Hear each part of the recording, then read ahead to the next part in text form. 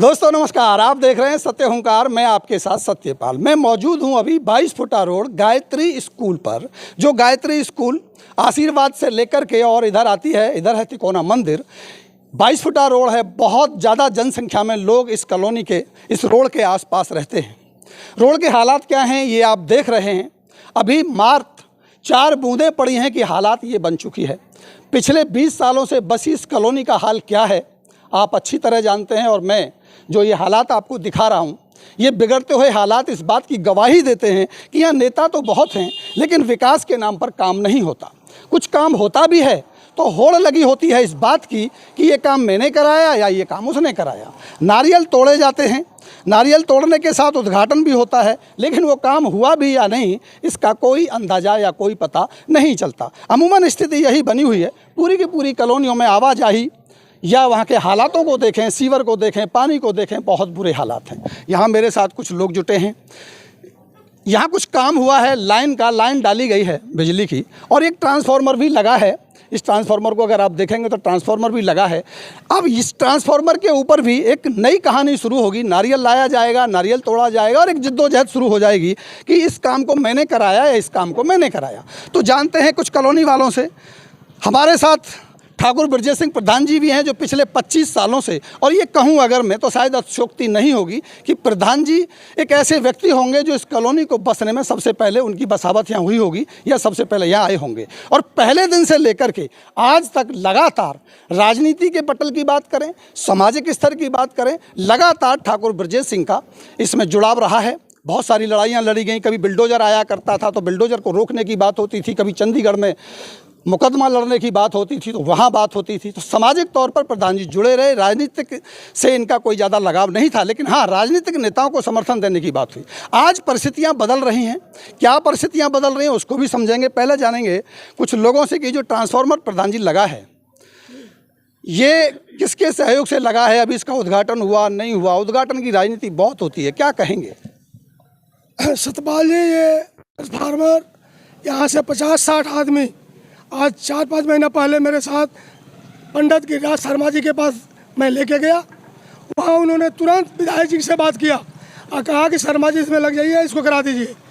ठाकुर साहब आए हैं, इतने लोग आए हैं, काम तो हुआ, लेकिन सवाल है, अभी पहले भी हम एक रोड को दिखा रहे थे, उस रोड पर 4 नेताओं ने आके फ़ोटो खिंचाया और कहा जी ये काम मैंने बड़े प्रयास से करवाया। उनके समर्थक कहते हैं कि बड़ा प्रयास से इस काम को किया जा रहा है। आखिर कौन है इस काम को कराने वाला, कौन करा रहा है? जनता पैसे खर्च कर रही है, कौन इसकी जिम्मेदारी ले रहा है? सतपाल जी, आप एक मीडिया के माने जाने हैं, आप ये बता दें कि जो पोस्ट पर नहीं है, जो सीट पर नहीं है, फरवरी से उनकी सीटें वो समाप्त कर। पार्षद की बात कर रहे हैं, पार्षद का कार्यकाल खत्म हो चुका है। कार्य खत्म हो चुका है। जाके वहाँ नारियल फोड़े, ये तो बड़ा दुर्भाग्य की बात है कि जब सीट पर जब थे 10 साल तब नहीं किए, आज नारियल फोड़ रहे हैं जब सीट पर नहीं है। नहीं, ये भी तो हो सकता है जब वो सीट पे थे तब उन्होंने फाइल बनाई और वो फाइल धीरे धीरे चलते चलते आज ट्रांसफार्मर के रूप में आ गई। उन्होंने किया होगा, उसको मैं डिनाई नहीं करूँगा, लेकिन अब इस समय कोई पार्षद नहीं है पूरे फरीदाबाद में। विधायक जी श्री राजेश नागर जी सारा कार्य देख रहे हैं।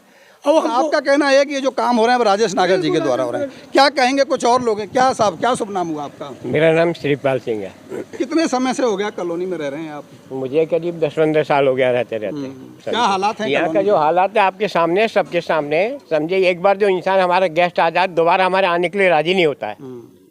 हम चाहते हैं पॉलिटिक्स बदली जाए। लेकिन आप तो दिल्ली की राजधानी, भारत की राजधानी दिल्ली के बिल्कुल नजदीक रह रहे हैं, आप रिश्तेदारों से कैसे खपा हो? उनसे खपा, वो हमसे खपा है। रिश्तेदार आपसे खपा, वो हमसे खपा क्यों हो रहे हैं आप? तो हमारे बच्चों के रिश्ते नहीं होते। यहाँ पॉलिटिशियन की ये है, पैसा आता है, फंड इश्यू होता है, पार साफ हो जाता है, स्विस बैंक के खाते भर जाते हैं, काम नहीं होता मौके पर। ये दशा है यहाँ की। अभी फिर एक बार चुनाव होंगे, फिर राजनेता आपके पास आएंगे, फिर वही होगा। अभी क्या स्थिति है कॉलोनी की आपकी नजर से? स्थिति आपके सामने, ये देखिए, आप कहीं पे चले जाए यार, ऊपर अराउंड सड़कें बन चुकी हैं कागजों में, और उसके बाद कोई काम ही नहीं होता। अभी ट्रांसफार्मर लगा है, अब इस पर नारियल फोड़ने की राजनीति होगी, क्या कहेंगे इस नारियल फोड़ राजनीति पर? ये तो इन्हों की क्या कह सकते हैं, मिली भगत है। कोई इसका मसला हल नहीं होता। जो काम कराता है, जैसे हमारे ब्रजेश सिंह ठाकुर जी हैं, इन्होंने सारे काम कराए। हमारे साथ जाके दफ्तर गए, कि लाइटें नहीं आती थी, वहाँ जाके कंप्लेंट करी, फिर ट्रांसफार्मर की फाइल हमारे सामने बनवाई है, और उसके बाद सारे काम हुए हैं। लेकिन अभी कोई और आएगा और इस पर नारियल तोड़ेगा।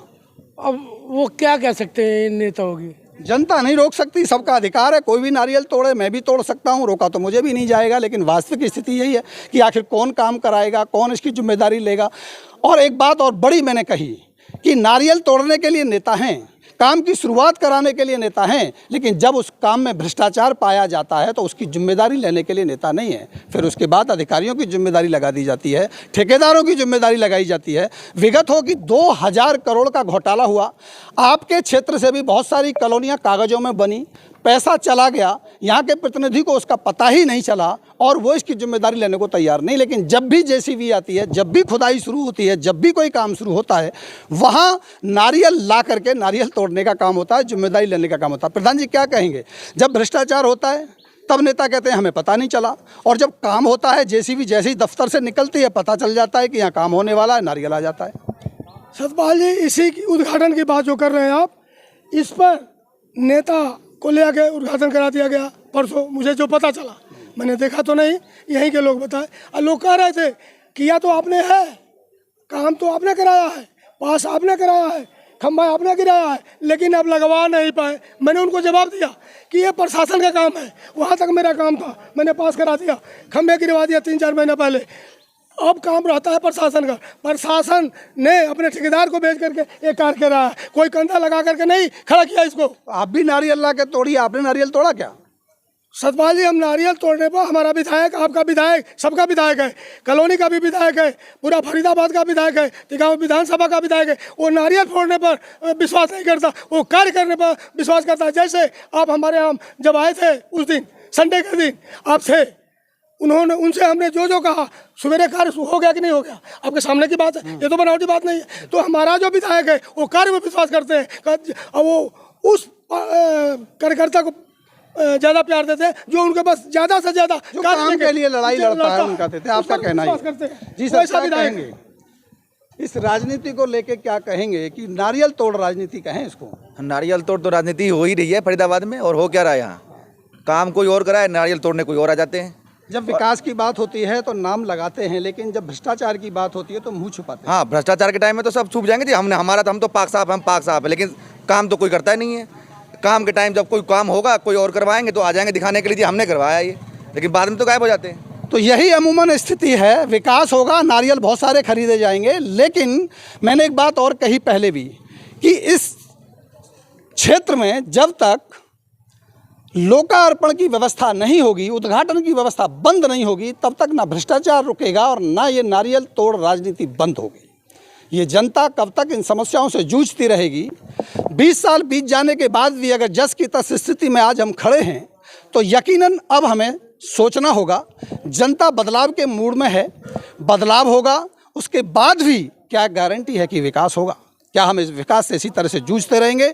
हम इसी पड़ताल पर अपनी नज़र बनाए रखेंगे। आप जुड़े रहिए हमारे साथ, और भी क्षेत्रों को आपको दिखाएंगे, लोगों से बात कराएंगे, राजनेताओं की पोल खोलेंगे और सच्चाई आपके सामने रखेंगे। इसी के साथ जुड़े रहिए सत्य ओंकार के साथ। अगर आपको अच्छा लगता है वीडियो को शेयर कीजिए। अभी लेता हूँ आपसे इजाज़त, नमस्कार।